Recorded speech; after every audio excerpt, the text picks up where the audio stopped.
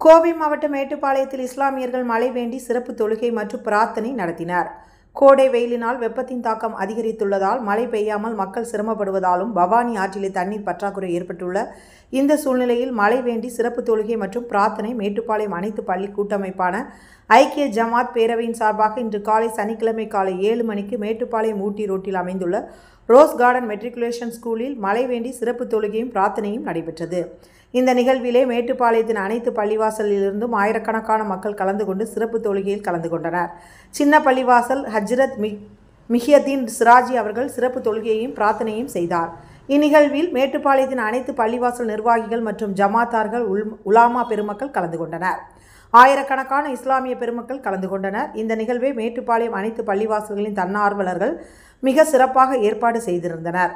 மேட்டுப்பாளையம் காட்டூர் பள்ளிவாசல் இமாம் முகமது இல்யாஸ் பாகவி அவர்கள் நிகழ்வை தொகுத்து வழங்கி நன்றி கூறினார்.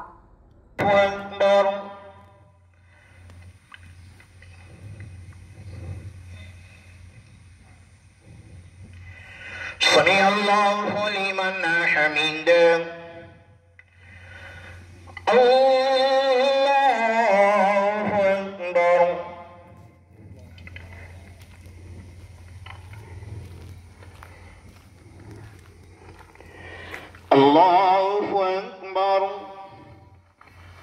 Allahu Akbar,